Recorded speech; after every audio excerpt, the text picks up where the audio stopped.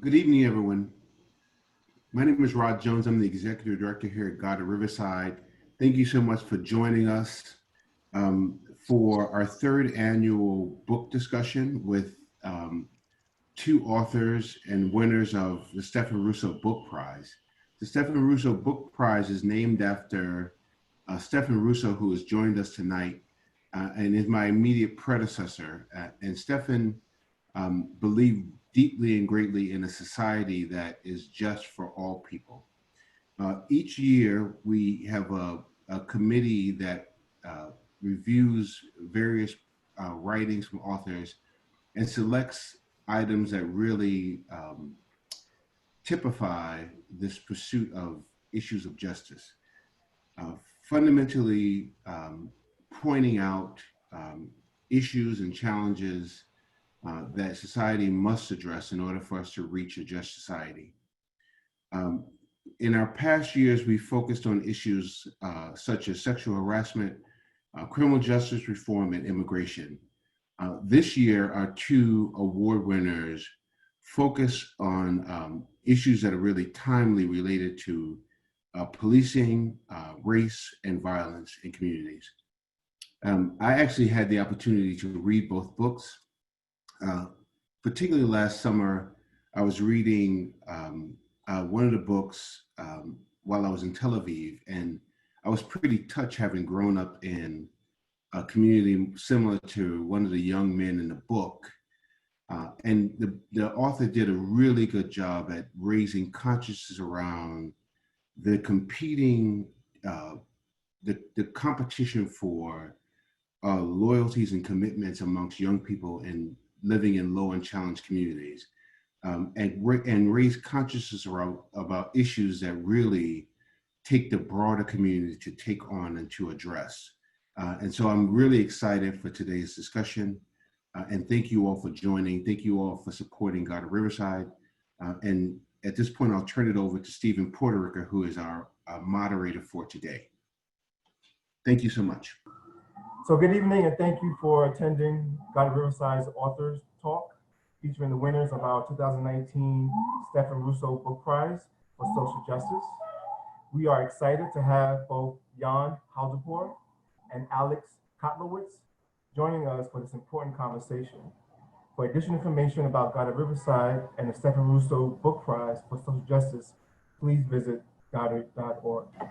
I also want to mention that we have a Q&A box in this conversation, so please be sure to post any questions you may have in the Q&A section, and we will be sure and try our best to try to get to as many questions as possible. But we're really excited, and I will lead off with a couple of questions, and then we'll start to field to see what guests are asking. So with that being said, my first question is actually to both authors. What inspired you to write this book? What is the process like, and how has the follow-up been after you have written the book? So if Alex wants to start first, that would be great.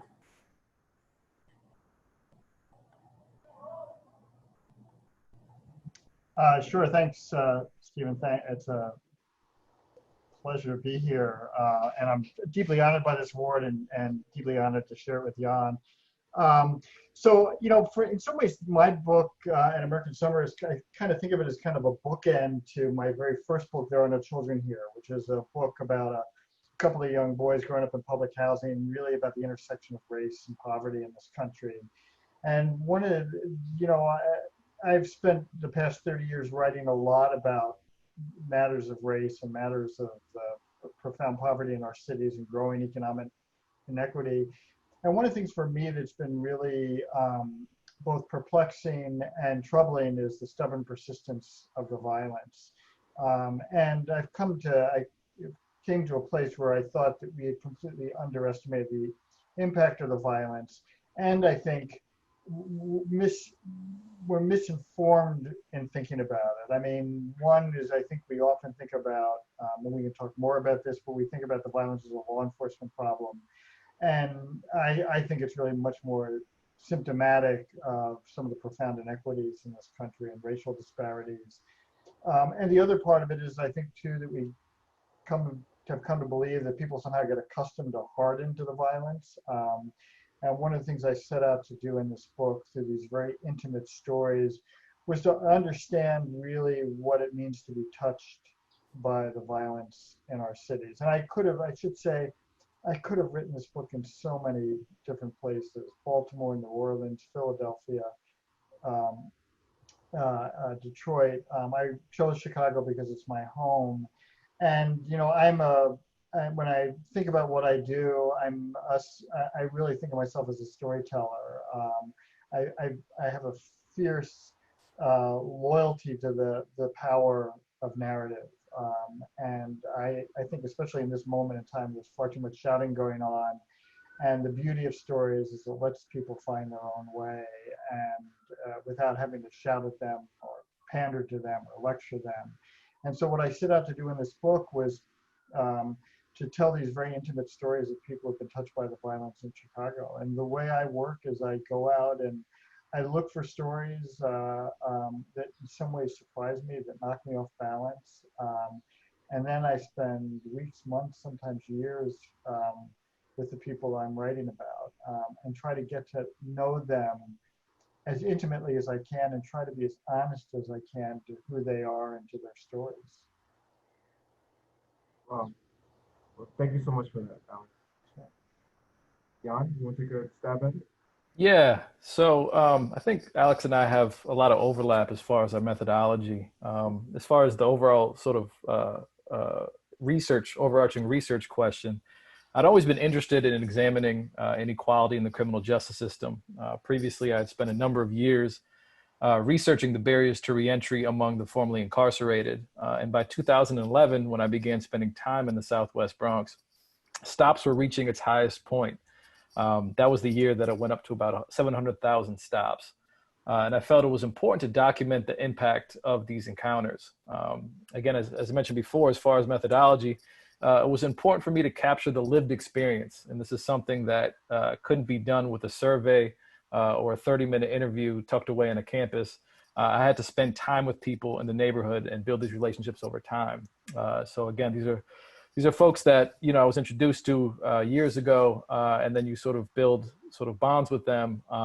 And I think the sort of beauty of this method is you're able to sort of see these sort of see this phenomenon sort of unfold over time. And I think that was really important to my analysis, is sort of getting, you know, not only the front stage, what people sort of say in interviews, but also what people do, how they react to what's going on in the community. So yeah. And Jan, if I can, I mean, one of the similarities too, I think, is it feels like your book in some ways was a response to how dismissive we've been about what the stop and frisk policy does to just the psyche and spirit of individuals and family. You know, I think there's often a sense, oh, well, people get stopped and they let go, and you know, people just get on with their lives. But as you write so beautifully in this book, it leads to this incredible mistrust in the community. Right, and I think the climate at the time in 2011 was such that you know, people were saying, you know, let's get behind this. Maybe this is effective, and I think that was what really sort of pushed me over the edge to say, look, this is having a huge impact on communities. And there was a number of great studies coming out that really tapped into the sheer volume of the stops, but I want to get beyond the numbers to really get sort of the human experience of sort of enduring this aggressive policing regime. Well, and I appreciate both of you guys' stories, because one, I grew up in East Harlem, and so when it comes to equality and just how, you know, you're treated based on how you show up physically, you know, has been an experience of mine that's very close to my heart and to my family and to my community. And Alex, we talked about this kind of stories. You know, I think we learn best from stories, right? Yes, you know, you can have all of these stats and theories, but you know, it's really those grassroots stories where we all get to learn and really hopefully grow from those opportunities. So thank you both for that. I want to leave with a quick question, and I would like Alex to start off first in this response. New York and other cities have seen an increase in gun violence. Definitely here in New York, where, you know, it's violence. And so for you, what factors do you think really play a part in the gun violence and in these Right. increased gun violence? And how does the community really respond to that? So Right. it's a twofold question.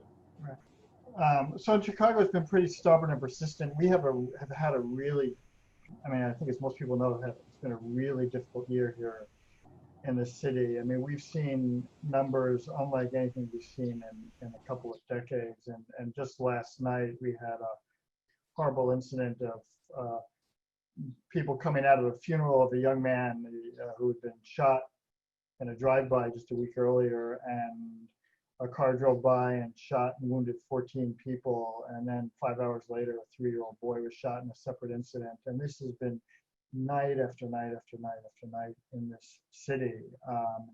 And I think there was and if I can speak just in the present, I think there was a feeling at the beginning of this pandemic by many involved in violence prevention that the one silver lining of the pandemic is it might squelch the violence, and yet what we've seen is actually an increase. And I think partly what we're seeing is people's anxieties and stress increase. We've seen the coronavirus, of course, disproportionately impact communities of color. The economic decline has had taken a real toll on communities that are already deeply distressed. And then, of course, there was the George Floyd murder, which has, sort of rekindled, I think, a lot of much needed activism around relations between the police and again, communities of color. And so what we're seeing is this violence. What worries me, President Trump just had a press conference just a couple of hours ago in which he's announced that they're sending in federal agents into Chicago, fortunately in cooperation with law enforcement here. But again, there's this notion that this is a law enforcement problem, that we can somehow squelch this by just simply flooding these communities with the police. I think what we'll see is not unlike what Jan saw in his book, No Place on the Corner, where it'll just continue to rupture that relationship with the police. I think that when there's Trump has also responded quite forcefully, and I think has mischaracterized this movement to defund the police. It's probably a misnomer, but really what people are talking about is just reordering our priorities. In some ways we ask too much of our police. So one of the things that has me concerned at the moment is, again, we're leaning heavily on law enforcement to solve a problem which is much larger than just the police. And I think it has the potential to do even more damage and simply further agitate people. I mean, the thing to recognize is the thing that all these communities have in common that are faced with this violence, whether it's Chicago, New York, Detroit, Baltimore, it's all happening in deeply distressed communities that have been physically and spiritually isolated from the rest of us. And so for me, it seems rather self-evident that one of the things we've got to do is find a way to rebuild community and talk again about the growing economic inequities, and especially in our cities. Yeah, and I think I'm going to echo a lot of what Alex was mentioning. And I think when we see an uptick in gun violence, our reaction is often to want to double down on more policing, but that's not really addressing the root causes of violence. If you look at things like housing inequality, failing schools, lack of job opportunities, and of course, gun access. We have to re-examine the effectiveness of policing as an intervention. I think often we're over-reliant on police to solve social problems that they're simply not equipped or appropriately trained to handle. Things like addiction, homelessness, and of course, issues in schools. And I think one important data point worth revisiting when we look at the policing in New York City in the early part of the 2000s. Between 2003 and 2013 in New York City, the gun recovery rate was 0.016%. So in other words, it required 600 stops to confiscate each gun in the city. So we talk about, the idea of how effective are these sort of aggressive policing tactics? Wow, that's an amazing stat to even just listen to. So thank you for sharing that. It's kind of mind blowing with that.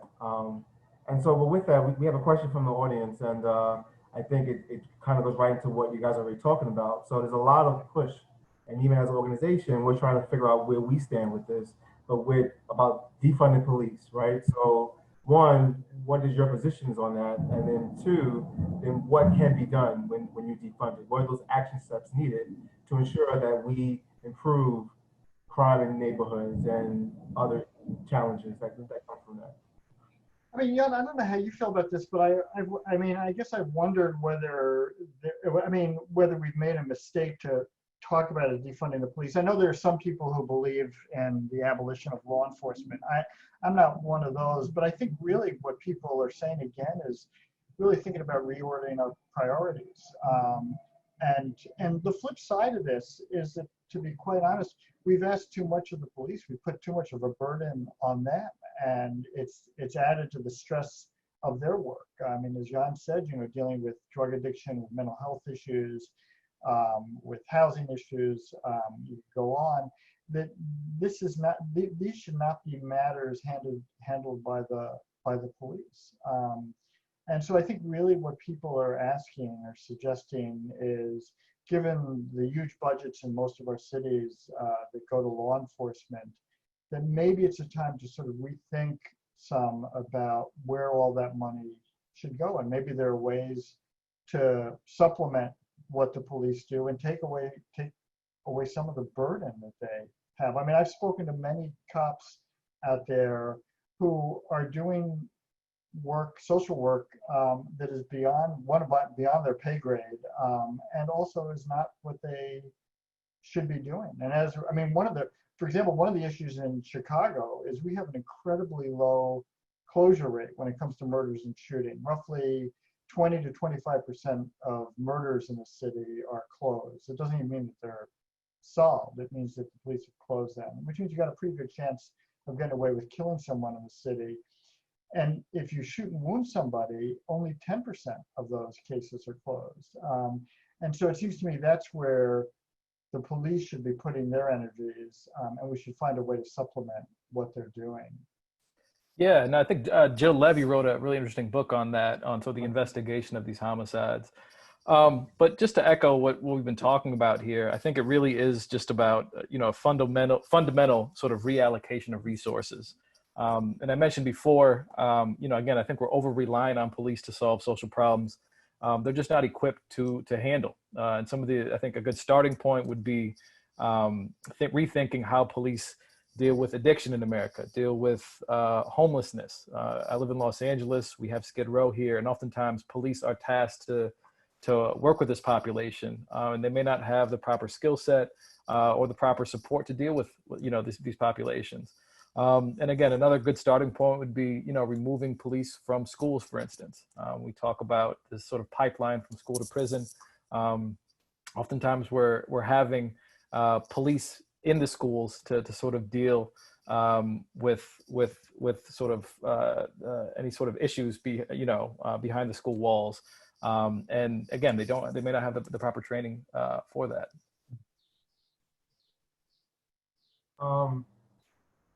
Thank you for that, both.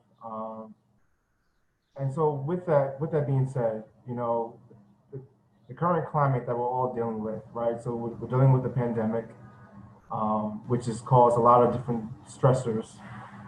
And then we had to couple that with, just the current climate of race relations, right?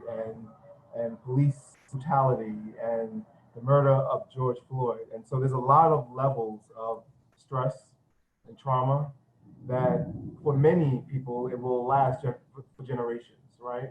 And even our parents and their parents have also traumas already from their experiences.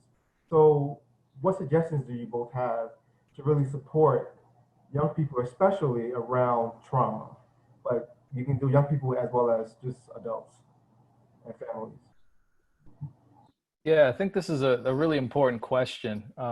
Before we started, I mentioned to Alex that he the link between, I think, both of our books is really this idea of collective trauma. And in this book, he cites a really powerful quote by Cormac McCarthy that says, "The closest of bonds we will ever know are bonds of grief, the deepest community, one of sorrow." And I think this is really sort of the link between a lot of our research, but this sort of the effects of collective trauma. I think for young people, and I think this is a point worth emphasizing, these negative police encounters can be extremely traumatic experiences, even when excessive force is not used. They can be a source of stress, they're a source of anxiety, it can feel overwhelming.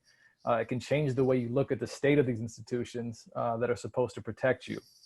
It's this idea of, do they really have my best interest in mind? And at a young age, it forces people to critically evaluate these systems. I think one of the most important takeaways, all these different forms of trauma, neighborhood violence, incarceration, negative police encounters, they don't happen in a vacuum, and they remain with us and can affect nearly every part of our everyday lives, our personal relationships, our success in the classroom, and so on. And I think one important step toward healing is creating trauma-informed institutions that are able to identify initial signs of trauma, but are also equipped to deal with these cases. So, I think it's a small, on a more micro level, but I think it's a small step, but I think it could have certainly a sort of widespread reverberations. Yeah, and I feel like so many of the stories in my book are about just that, about the personal and collective trauma as a result of the violence and all the other burdens that people are carrying. There's a story of one young man in my book, Thomas, who witnesses the murder of his best friend, a young girl. And all he talks about afterwards is wanting to hurt someone. And I remember when I first met Thomas, I thought, boy, he's just this kid who's really hostile. And yet I realized in the end, what he was trying to do is express these feelings that were going on in him that he didn't know how to make sense of. I mean, he was angry and didn't know who to be angry at. There's another young man in my book who was shot at the age of 16, kind of walking a very fine tightrope. He's both a gang member and a straight A student, and he suffers from profound anxiety as a result of that shooting. And I think one of the things we've done is underestimated that trauma. We've talked a lot about post-traumatic stress disorder and veterans returning from combat, but we don't talk about that when we talk about young people in communities like the ones I write about in Chicago or the ones that Jan writes about in New York. And I think the other thing to realize is, unlike veterans who come back from war, they at least have some space, and the trauma is indeed post. I mean, the traumatic experience is actually behind them, but for so many of these young people, whether it's the violence or it's their interactions with the police, the trauma is ongoing. I mean, it happens, and it happens again and again and again. And so I think we need to be really attentive to that. There's a couple of efforts now in Chicago, which for me are really kind of exciting. One of them is this program Ready Chicago, which is working with young men, and it's actually run by one of the people I write about in my book, Eddie Bocanegra. I don't write about this program, but he's now heading this program. And Eddie himself, who suffered from trauma, what he does is he works with these young men and provides them employment, which is nothing new, but absolutely essential, obviously, to the kind of sturdiness of one's bearing. But the other thing that these young men are required to do is participate in cognitive behavioral therapy. Basically these group therapy sessions where they talk about their traumas and their experiences and try to make sense of them.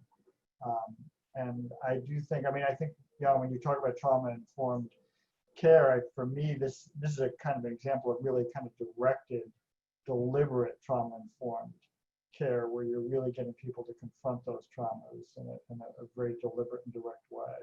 Yeah, and I think, one of the big things I think we both sort of, write about is how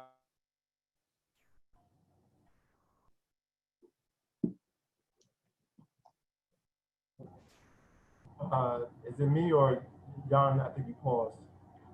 Yeah, I think you froze.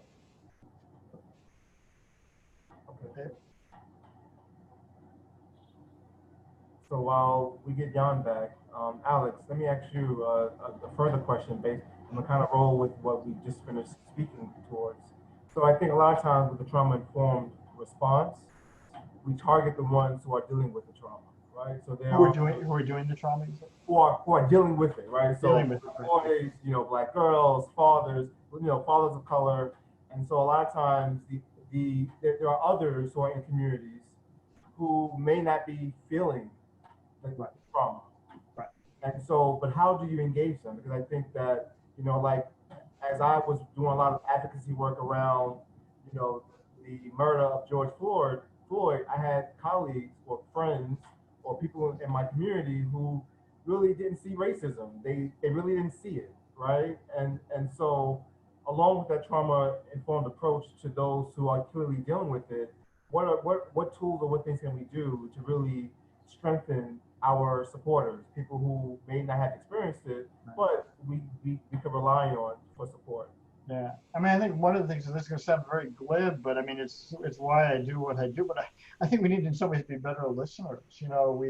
The thing about, especially when it comes to matters of race in this country, we come to moments in time, burdened by our personal and collective experiences. I mean, we saw this in all its glory back in the early 90s when the beating of Rodney King, when the state police in LA, beat Rodney King alongside the highway, and it was caught on video, and all of America saw it. And if you were black in America, what you saw was a black man who was brutally being beaten by the police. And if you were white, what many saw was police doing their duty. And so I think one of the things that we've got to do is find a way to listen better. One of the reasons I think, to go back to the power of story, why story is so important is because, the kind of the center of storytelling is this kind of notion of empathy, this capacity to imagine yourself as someone else, this ability to put yourself in someone else's shoes. And I think we're at a moment in time where we're a country really lacking in empathy. I mean, going to the very top to our president, who does not seem to have any ability to empathize. But empathy is not only this centripetal force of storytelling, it's also the centripetal force of community. It's what binds us. It's what holds us together.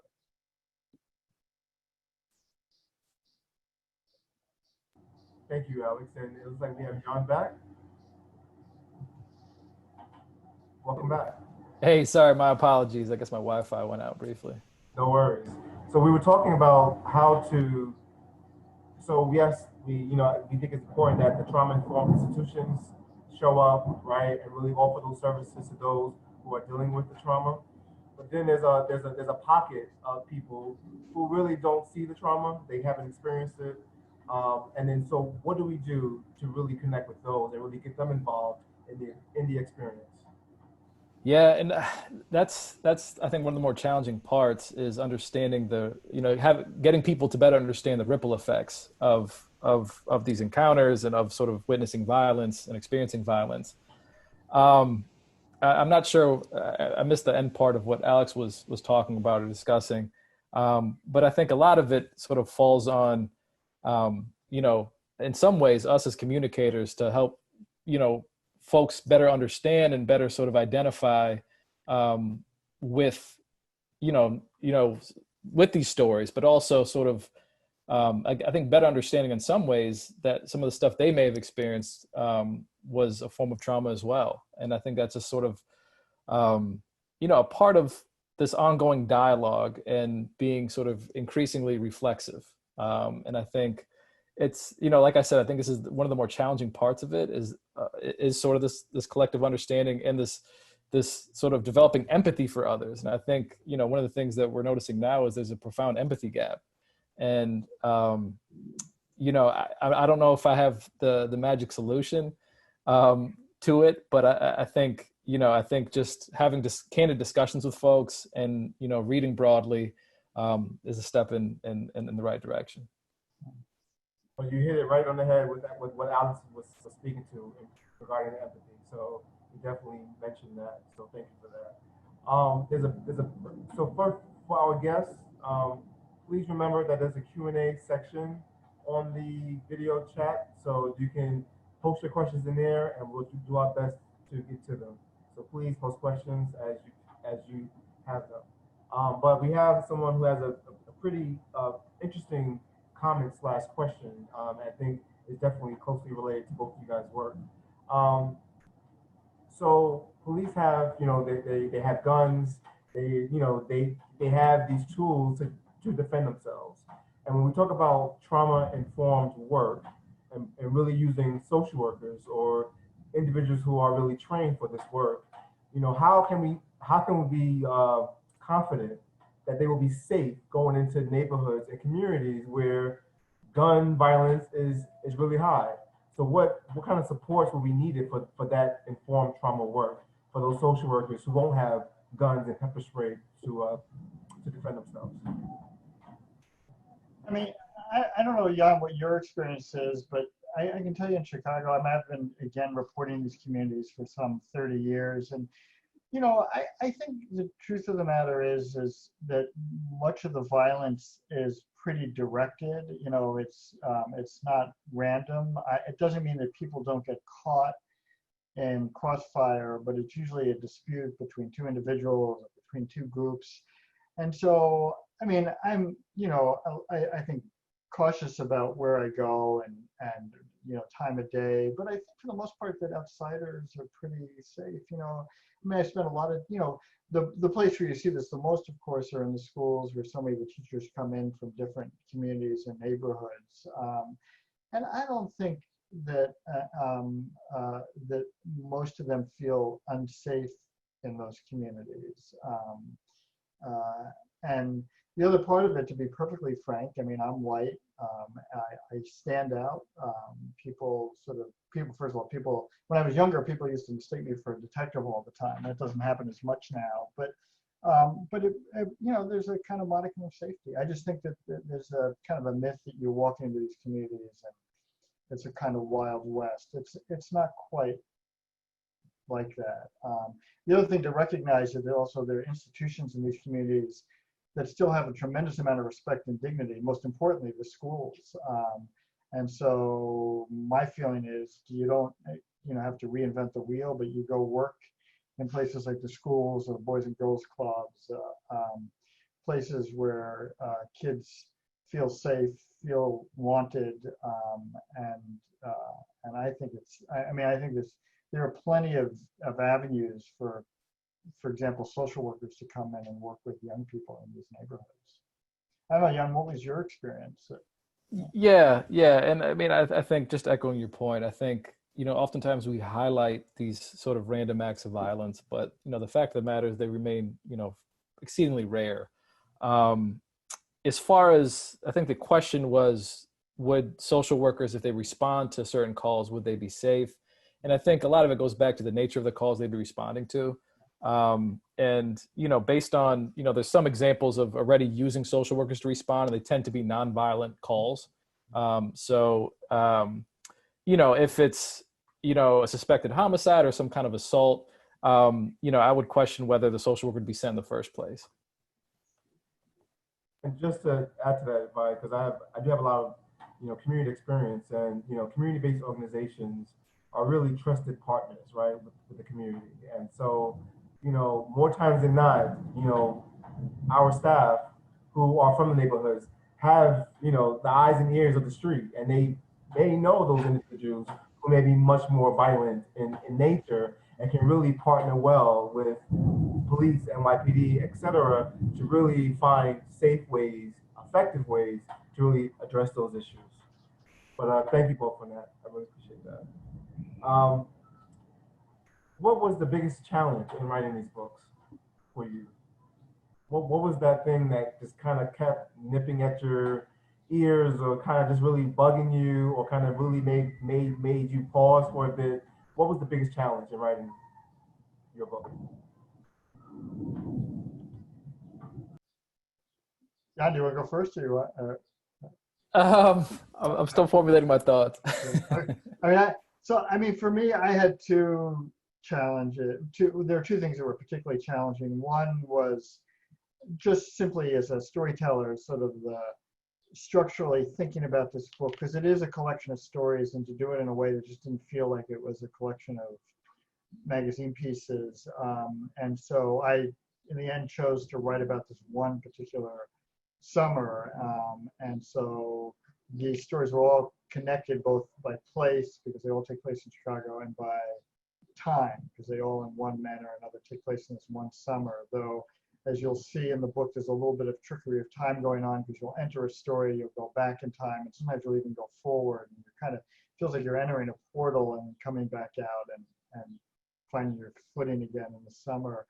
I think the other thing that was tough for me is, you know, it's difficult terrain. I mean, I was spending time with people, talking about, with many of them, what for them was the absolute lowest moment in their lives.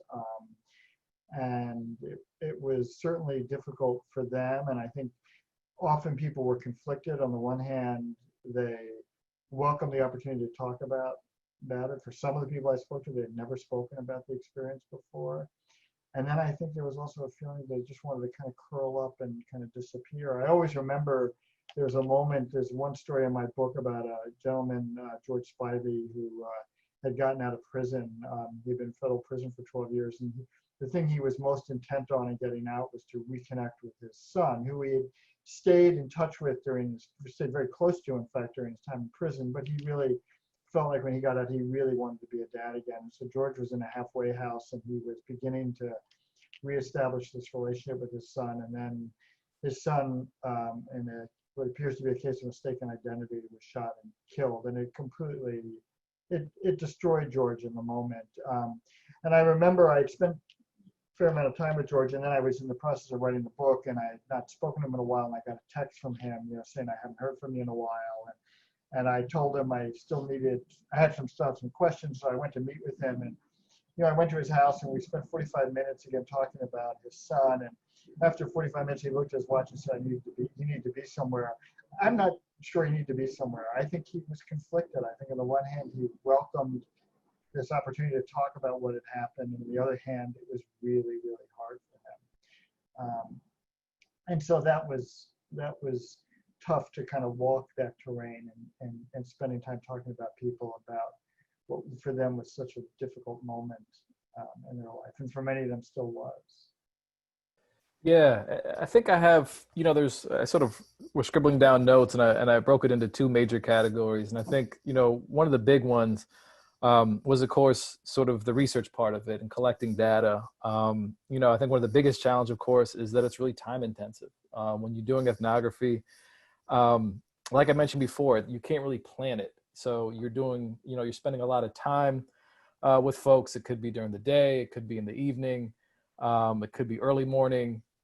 At the time, when I first started my research, I was in the Bronx, and I was in, Upper West Side of Manhattan, and then ultimately in Brooklyn. And so you spend a lot of time on the train, just going back and forth.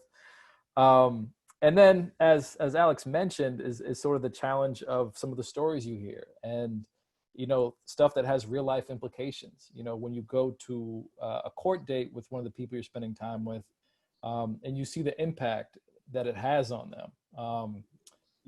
Also when I finished the book, and this is sort of related to it, is, somebody I didn't include in my final version, but one of the young people I had spent time with was arrested and was ultimately sent to prison for, upwards of 20 years. And I had to write a letter on his behalf. And, I was talking to his lawyer on the phone, and it's just these sort of challenging, moments when you're sort of faced with that. I think when you're sort of in the midst of it, you're not really thinking about it. And then there's those moments when you take a step back and you're kind of like, wow, this is, the gravity of the situation really, really hits you. Part two of that is just the writing part. And, this was my first book. And so a lot of it is, finding the time to, not only to write it, but to really write it. For me, it was really important to write it in an accessible way. And I didn't want, as a sociologist, as an academic, we're sort of trained to write a certain way. It was really important for me to sort of undo that. And so it's while you're writing it, you're erasing sentences, you're going through it.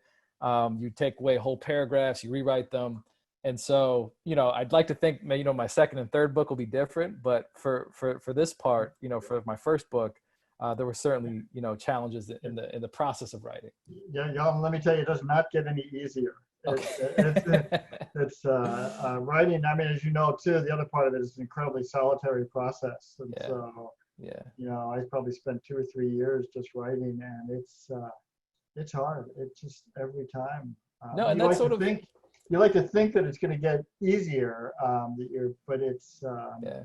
it's I think that's one of the challenges again was it's this sort of hangover because you're spending all these years collecting data, spending time with people. It's a very social sort of research method in a lot of ways. And then all of a sudden you're sort of in your cave and you're writing, and it's, yesterday you were there and now you're here. And of course you're still doing regular sort of social activities, but by and large you're sort of locked away and you're just writing, and it's a solitary experience. So Jan, while I have you unmuted, I have a question directly for you. Yeah.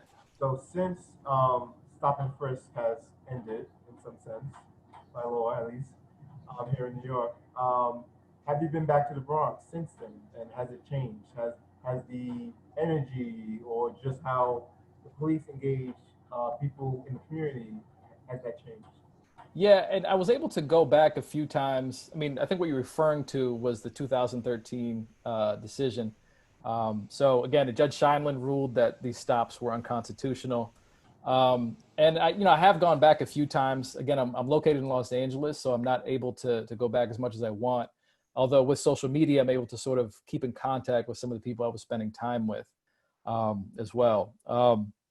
So again, just a little background with the Scheinlin case. This was a major step in recognizing what had been going on in New York City, but of course it didn't undo its legacy. And as far as police community relations, I would argue they're still very much strained in communities across the city and really the country. And this really predates stop, question, and frisk.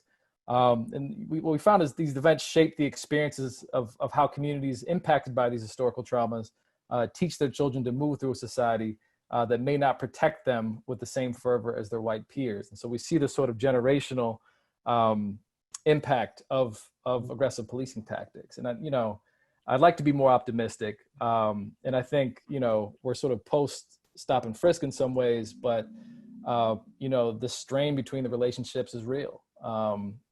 So yeah. Yeah, and I also suspect too that it informs the way the police view these communities. They come to sort of see, it becomes us versus them. They come to see them as the enemy, and so that's the other part of it, is that you're dealing with the sort of after effects of what it's done to sort of inform the police about these communities that they're working in. Right. And so I think one of the things, I read a little bit about that in the conclusion, was that there was some frustration among even the DA's office because they weren't able to secure convictions in the way they wanted to, simply because there was this profound mistrust of police. So they would have, one of the DAs I spoke to, they had all the evidence, everything was sort of lined up, and the jury, the DA was telling me wouldn't convict, just simply on the grounds they couldn't trust what the police officer was saying. They couldn't trust their word. And so this does have, wider spread sort of ripple effects. So just for a quick moment, it is pouring raining here in New York. So I just wanted to give you guys a heads up in case my Wi-Fi goes down. But with that being said, so let's talk about reparations. We talk about just a lot of the systemic issues that have happened here in America for generations. So there's been a lot of talk about reparations. One, do you both believe in it? What is your position on that? And then if so, if you are, then what would it look like? Or your thoughts on it in general? Yeah, I mean, I'm certainly in favor of reparations. I'm not sure what it would look like, and I've heard a few different proposals as to what it would look like.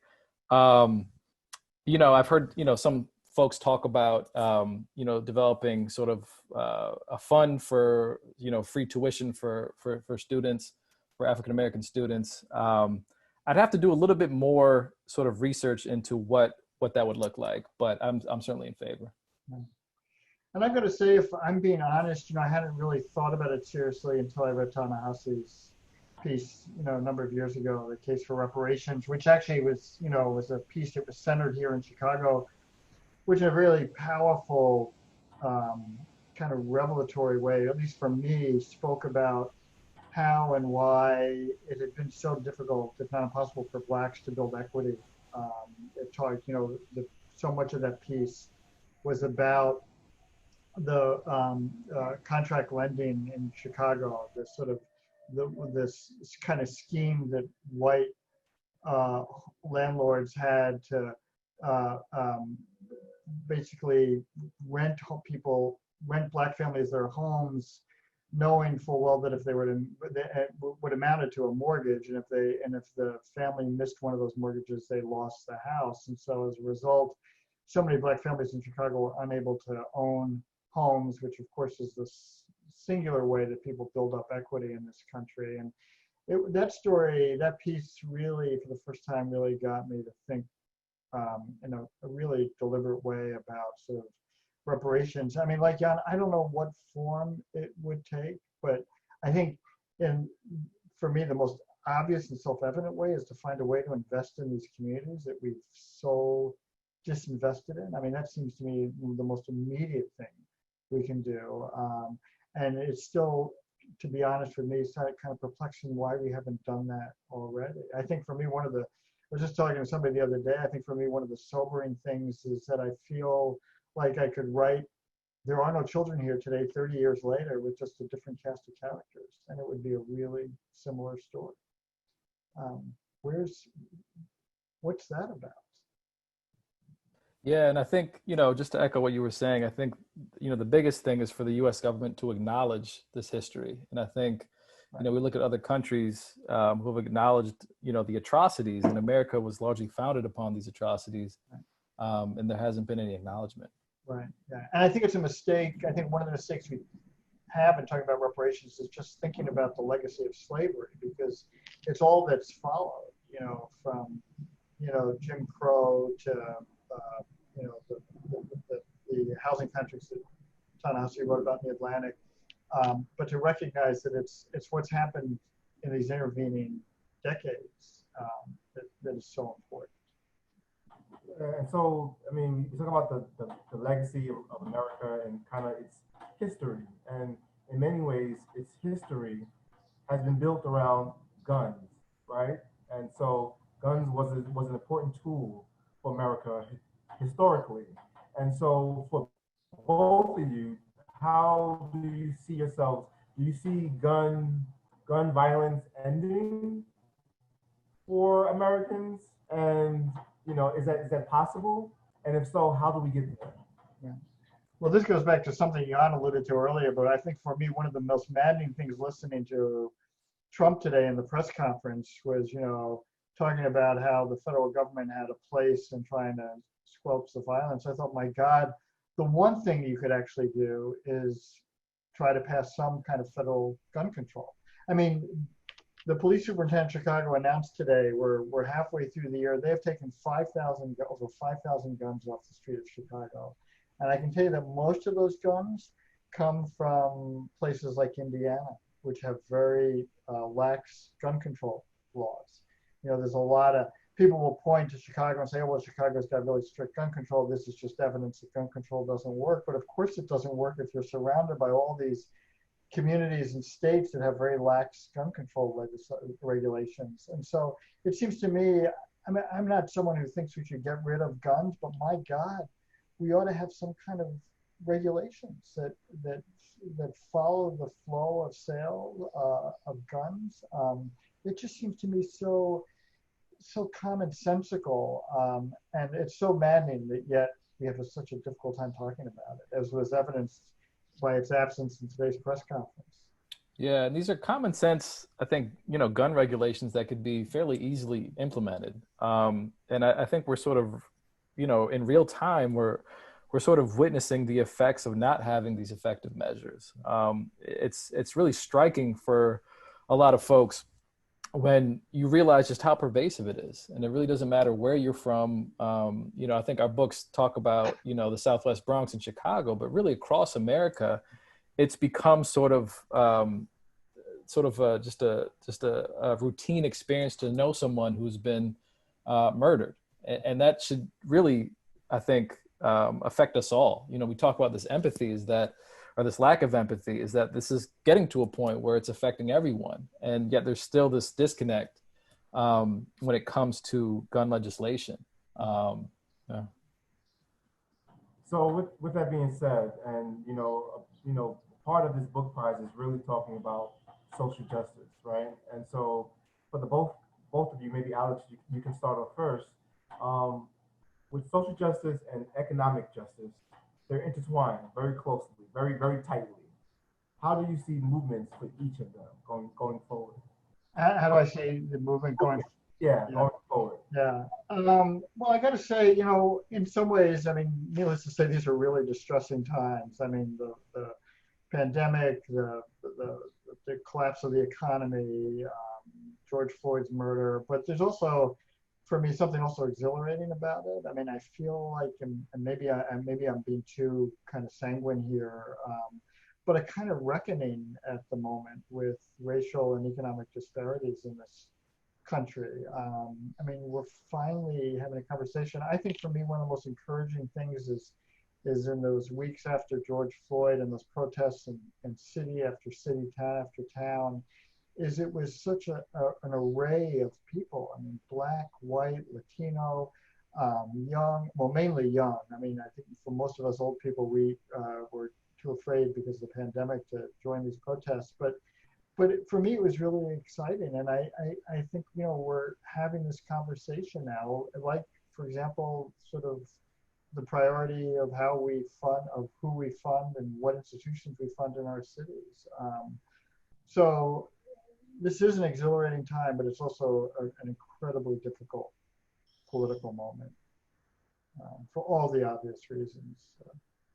Yeah, I think I'm allowing myself a little bit of room for optimism. I think as far as, an approach, I think it's going to take a sustained multi-tiered approach. Now, as we know, this type of change doesn't happen overnight. In the case of police, it'll have to start on a local level, working with key stakeholders to affect change, and hopefully developing enough momentum to make some change on a larger scale. But, I think, and it's sort of waned since then, but in the wake of the George Floyd murder, I did feel like folks were really starting to come together and really, move towards actual policy change. We'll see if that sticks. But I am more optimistic than I have been in previous years. I definitely agree with you both. It's interesting that I purchased a Black Lives Matter T-shirt about 3 years ago, and I would never find places where they were selling T-shirts or any type of clothing or gear that had that message. And so in the last 2-3 months, now it's everywhere, right? You can purchase T-shirts almost any corner in Harlem, which is great, but I hope it's not a trend, right? I hope it's not a sexy thing to do now, and then a year from now, 2 years from now, we're back in the same position. No, and I felt a little bit of that in 2015, where, surrounding Eric Garner's murder, that there was, especially in New York, there was a lot of activism in the street, and there was a lot of talk about police reform, and then it sort of dissipated. And hopefully 2020 will be different.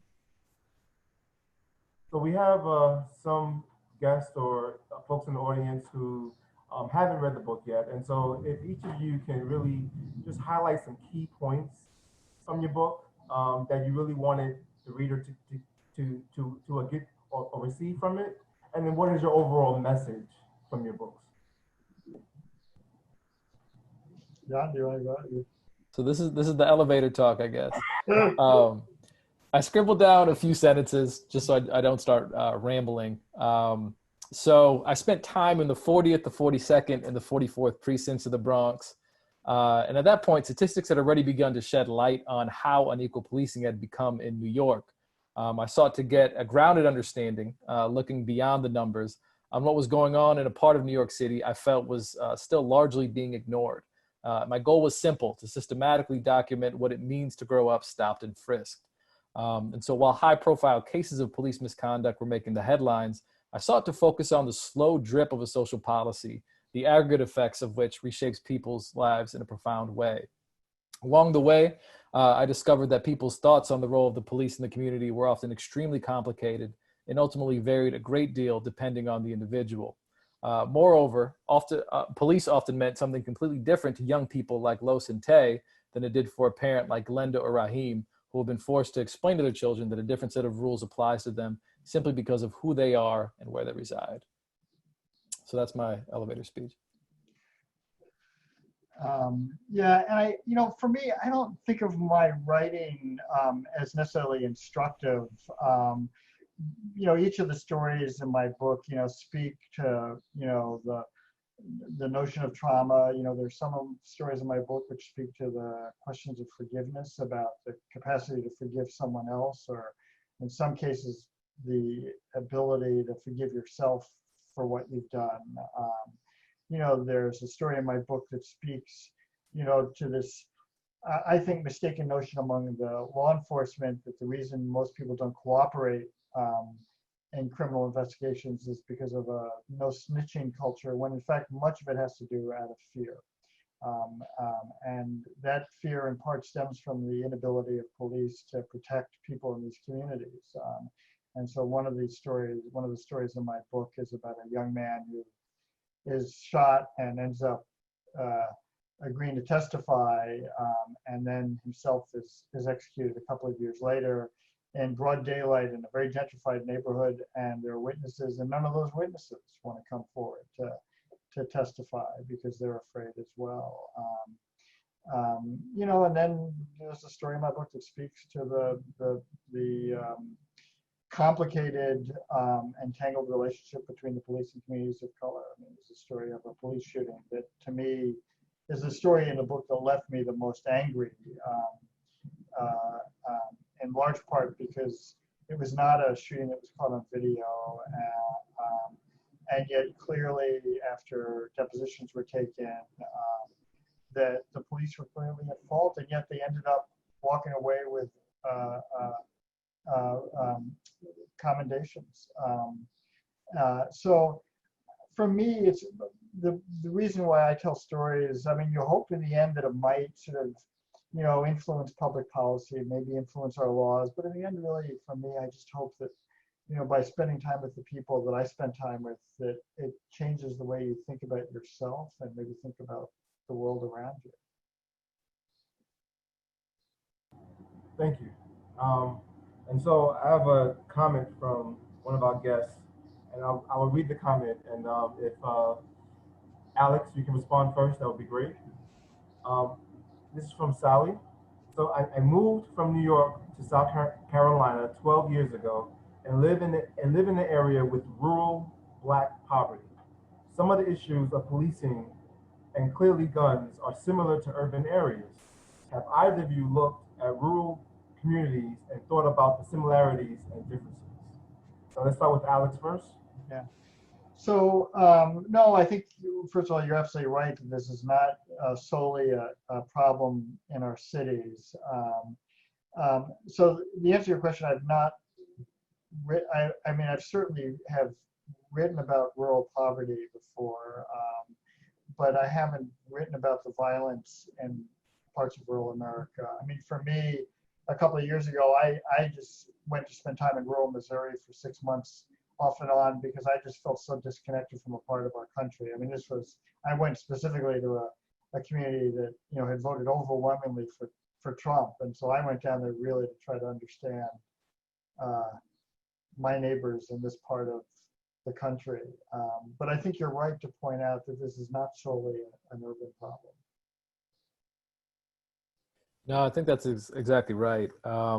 And when we think about, I think I mentioned that when we talk about gun violence, and this is something that's experienced by, I think with our books, we're highlighting, you know, urban centers, but this is really a suburban, as well as sort of, we're feeling it in smaller cities, as well as, of course, sort of more rural areas. And this goes both for policing as well as gun violence. So this is unfortunately one of those, then we talk about collective grief. This is sort of a shared and in many ways a uniquely American experience. So when we talk about the social justice and community engagement, trauma-informed approaches, what are those? Do you have model programs, modeled organizations who are really doing great work in these neighborhoods? And if so, could you please share that resource? I mean, again, the program that I go to is this program Ready Chicago. It's READI, and I can't remember what the acronym stands for. But again, you know, it's a program that works. It very specifically targets young men who, because of their involvement with the criminal justice system, that they've determined are likely to be victims of violence or perpetrators of violence. And one, it works really closely with them in finding them employment. But the other part of it, again, is this cognitive behavioral therapy and trying to get them to reckon with the trauma, the traumas that they've experienced. And for me, it's one of the most innovative violence prevention programs going on in the country at the moment. Yeah, that's a great question. I have one that comes to mind. I've actually been working with some folks at the National Child Traumatic Stress Network, which is housed at UCLA and Duke. And it's a multidisciplinary team of psychologists and psychiatrists. And what they've been doing is consulting with just really a cross section of institutions to create, as I mentioned before, sort of trauma-informed institutions. Again, I think on, you know, a micro level, I think it really depends on the city. And I think, you know, when we talk about trauma experienced by formerly incarcerated individuals, I think New York in particular has a number of great resources. I'm thinking of Center for Employment Opportunities. I'm thinking of Fortune Society. I'm thinking of a lot of folks that, a lot of institutions, organizations that on some level work to address the trauma experienced by their clients. I mean, I think, Jan, what you're saying is kind of important because I think there's sometimes, you know, especially in the wake of George Floyd's murder, you know, there's been a lot of criticism of Black Lives Matter. You know, why don't people get upset about the violence in their own communities? And people do. I mean, people march. And as you point out, there are all these, you know, there are these incredible programs. I mean, but what also should be underscored is that funding is really hard to come by. I mean, these are the organizations that in some ways perform these really small miracles. I mean, Ready Chicago is again a perfect example. I think the program is costs $20,000 per participant a year, which in some ways is a bargain if you are able to sort of, because you'd be paying a lot more if they ended up in prison. But there is a lot going on out there, and the other part of it is I think it's also important to recognize that people in these communities have been outraged for a long time. I mean, they've been marching and shouting, and that's part of the problem is that people get exhausted, get worn out. I think this is related to that discussion we had on sort of the reallocation of resources. And this is, you know, one such sort of initiative that we should be probably putting a lot more funding into, is providing resources to help folks who are dealing with, you know, high levels of stress, anxiety, and of course, trauma. And so you both have written very timely books to this current climate that we're doing that we're dealing with. And so what are you working on now that is an extension of what your books were really speaking to?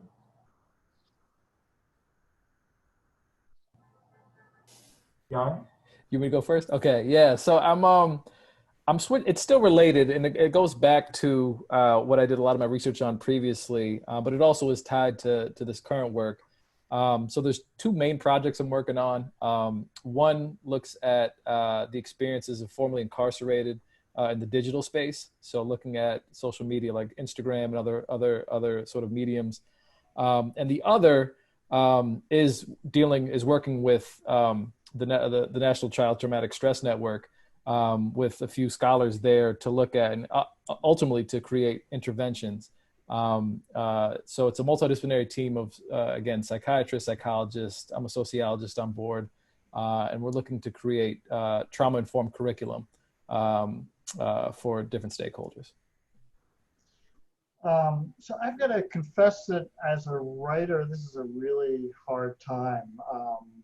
I think one, the politics at the moment are so disturbing and things are moving so quickly that it's hard for me to sort of find my footing. I think the other thing for me is that has me completely flummoxed at the moment is that so much of my work is spending time with people, and given the pandemic, it's been really difficult, if not impossible, to do that. I mean, I'm working on a piece for the New Yorker at the moment, which I really can't talk about. And I've got another Booker idea too, not directly related to what I've written about in the past. I will say too, the other thing is I've tried to figure out a way, and this conversation has actually helped me think about it some, about how to write about the violence at the moment. I think listening to the press conference today that Trump and Attorney General Barr gave today got me agitated enough again that I'm going to find a way to weigh in. But it's a really difficult time as a writer. I mean, the other thing I will tell you that I also struggle with, I mean, for me, one of the reasons I write is to talk to people who don't necessarily see the world the same way I do. And that's really hard to do now. It's really hard to reach those people. We live in such silos at the present. So I'm really wrestling with that at the moment. Yeah. And so with connecting with those people who may be harder to reach, I'm pretty sure we have mothers and fathers and people who are on this chat talk that are dealing with trauma or have really been in the throes with it. For each of you, what message do you want to give those individuals? What types of strength-based thinking could you offer them to really kind of see the gold stars that are in those clouds up above? So Stephen, I just want to make sure I heard the question right about sort of what we would suggest methods for people to deal with their own personal trauma. Is that? What positive things, what positive vibes could you put out there to those who are really struggling with the day to day? Right, it may be above my pay grade, I mean, look, I mean, the bottom line is, I don't know if it was like this for you, but I can tell you, working on my book, I mean, there was and I've spoken about this before, so I'm not revealing anything, but there was a period when I went through a really deep depression, and I mean, in hindsight, I realized I kind of experienced this secondary or vicarious trauma, and what's important to recognize is that whatever I experienced was nothing like what those I had been spending time with had experienced. And what got me through in the end is, I think, what gets us all through, which is family and friends. And you have things, activities that you find solace in, and that helped. If I'm also being honest, I went into therapy. I mean, I just needed to talk about it with someone. But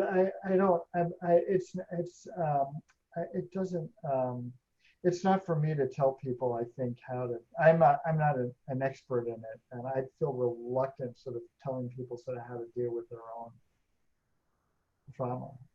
I mean, look, I mean, needless to say, certainly finding professional help will help. I did just a quick story. Taj Gibson, who plays, the NBA player, he was a Bull for a while. He, at one point, his best friend from growing up was shot and killed in Las Vegas. And it was a trip that Taj was supposed to have made with him. And Taj didn't go. And Taj was really depressed. I mean, he talked about, it was during training, and he was really angry. He would get angry at his teammates. And he said that the thing that got him through in the end is he actually went into therapy. I mean, it was kind of courageous for him to share this in this public way, but but I remember him talking with me about it, and it's sort of what got him through it. And he's talked very openly to his teammates about that experience. Thank you. Thank you for the very personal response. I appreciate that, Alex. Yeah.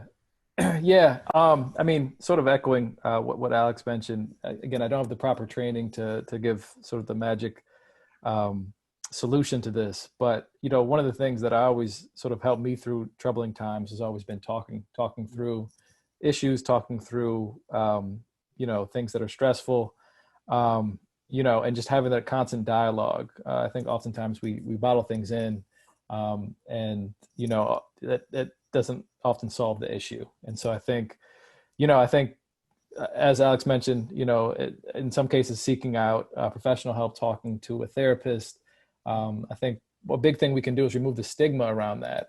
So I think it's so important that people feel empowered to talk with somebody professional, when they are feeling stress or anxiety or what have you. So, yeah. Yeah, and to piggyback on it, Stephen, you asked about programs. There's this wonderful program in Philadelphia called Healing Hurt People that was founded by this ER doctor, Ted Corbin, and he was seeing these young men come into the emergency room who had been shot or stabbed, and they would get sewn up and sent right back on the streets where if they didn't do damage to someone else, they would do damage to themselves. And so he created this program that actually referred them into counseling. And so these individuals, receive this counseling as a result of the trauma. And years back, I had the good fortune to spend a little time with the program. And the thing that for me was most amazing was to meet these guys. I never met men who were so self-aware about what they'd experienced and about the after effects. I mean, they were able to talk about, one of them, they had trouble sleeping, they had flashbacks, one of them talked about smoking a lot of weed to kind of get through. And it was this kind of level of self-awareness that you don't experience very often. And it was because they had gotten this professional guidance, this professional help. Wow. Sounds like some great work was done with that population of. Yeah, it's a really wonderful program. Yeah. So with that being said, we have someone who's very closely a supporter of Goddard Riverside, one of our elected officials, Helen Rosenthal. She has asked, are there any agencies here in New York City who are doing great justice work here in New York City? Yeah, I mean, as far as a lot of the spheres I was sort of working in New York tended to be more towards resources for the formerly incarcerated. And so I mentioned before, Center for Employment Opportunities, Fortune Society, Osborne Association. As far as sort of really important research, and they have demonstration projects. There's the Veer Institute of Justice. There's also Center for Court Innovation. So there are some, really fantastic organizations. On a hyper-local level, I remember doing some work in the past with Bed-Stuy Restoration Corporation, as well as, of course, Bronx Defenders, which does fantastic work as well. Awesome. So we're nearing in 10 minutes left of this session, this talk. And so I really want to leave it to you guys to kind of really give any last words, last comments, last thoughts, any aha moments in your work and writing the book. Just kind of whatever you want to share with the audience. Yeah. The floor is yours. Jan, can I ask you, are you still in touch with some of the folks you spend time with? I am. Some, we lost contact with. I mean, at this point, it's been about 9 years since when I began my research. But some folks I've definitely kept in contact with. Yeah. And I think one of the challenging parts is just not being there. There's just that ease of, when you're there, you can just hop on the train and go grab a bite, go grab, some lunch with them. Right. And so, it shifted. And obviously technology has aided with that. So I'm able to text, Facebook message, Instagram. There's ways we're able to keep in contact. Yeah. I ask because I think like one of the perks of this work is that so many of the people you meet become a part of your life and your family's life, and you feel so much richer for it. And Yeah. the truth of the matter is that given the kind of work you do and the kind of work I do, it kind of gives us license and this capacity to spend time in communities other than our own. And Yeah. it's just, it is, something I really treasure about what I do. Because we lead, the great paradox in this country, of course, is that we all like to think we're in this together, and yet we lead such disconnected lives. Yeah. Yeah. No, and that was always, I think New York was always a great example of that, just because, I remember and this is sort of an aside at this point, but you spend, by the time I was sort of really knee deep in my research, I was in Brooklyn, and I'd been spending so much time in the Bronx that hour-long train ride really gave me some great time to sort of decompress, Right. and for me to sort of look through my field notes, listen to interviews.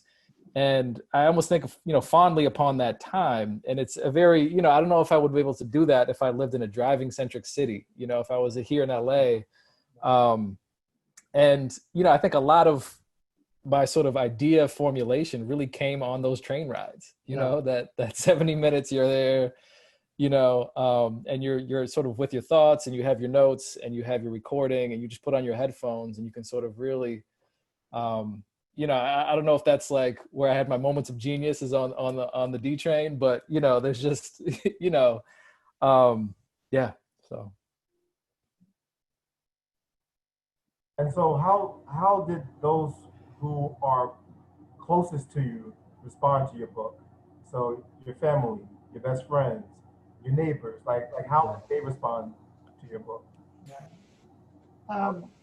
Yeah, for me, incredibly affirmatively. Again, some of the people in my book have become very close to me and my family, and as a result, I've also met some of the people I knew before I was writing the book, some of my friends before writing the book.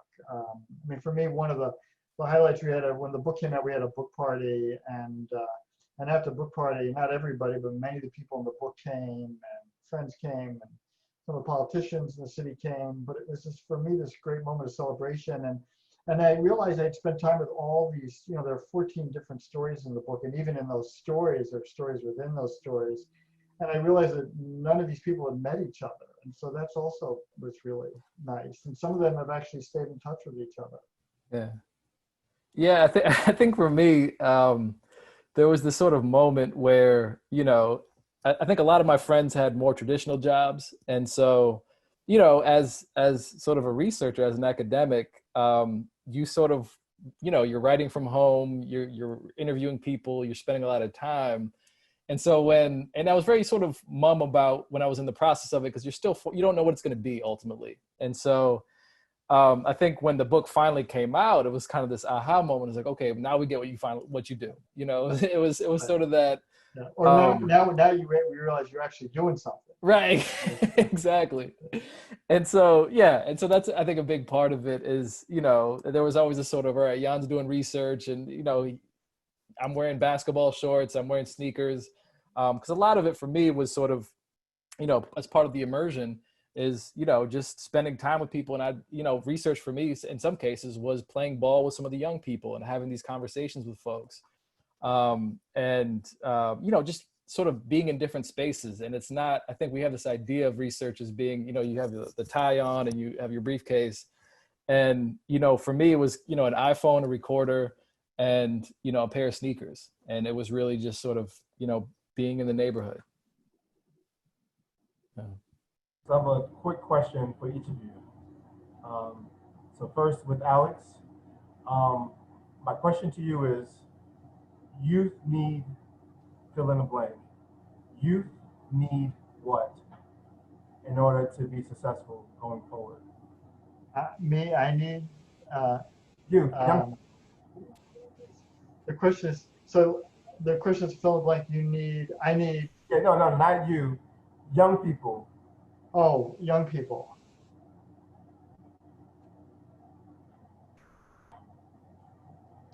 A level playing field. I think that's, that would be for me You know, I sort of operate on this. I mean, I think so much of my writing operates on this notion that, you know, we like to think in this country that life is fair and people are often in predicaments they're in because of choices they've made, because of who they are.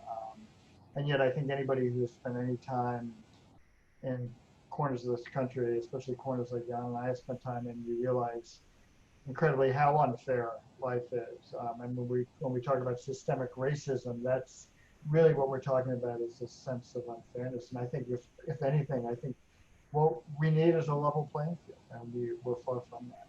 So. Thank you, Alex. And Jan, the question to you is, police need, police, Oh, police need. yeah. Police need to listen to the community. And I think that goes, I was initially preparing myself for Alex's question, but I think young people need to be heard, and police need to listen. Powerful. I love both of your responses. Any last comments that either you want to make before we close out? I mean, I just, you know, personally, it's just really an honor to have gotten this award and to, you know, gotten it with Jan. I picked up his book. I told him I haven't finished it yet, but it's I think a really important book, especially in this moment. And you know, I think, you know, there's a real intersection between what I do as a nonfiction writer and what ethnographers like Jan do. And you know, I've talked about this with others like Matt Desmond. I mean, I hope these are two communities that I feel like have to sort of interact more to talk about their work and methodology and sort of what's important and about the place of story. But anyway, it's just an honor to have gotten this award, and again to have gotten it with Jan. Yeah. Yeah, no, just to echo, this has been an incredible honor to get this award from Goddard Riverside and to really share the stage with Alex. So I'm really thankful for that. Well, you both are incredible beings, and I appreciate both of you guys being very candid and honest in your responses.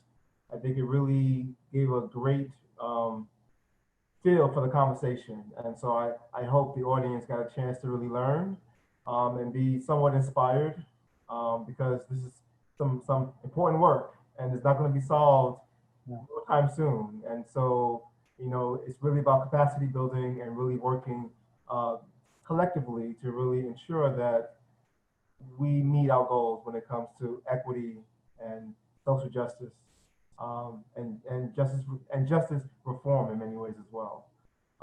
So thank you both. I also want to give a big shout out to Stephan Russo, who is Goddard Riverside's previous executive director, as well as he is the reason why we have this book competition and prize, and so it's named after him, and he is on the call or the video chat. And so thank you, Stephan, for all of your work and really inspiring Goddard Riverside and keeping a legacy when it comes to social justice. So thank you around that. Yeah, thank you to Stephan as well. Yeah.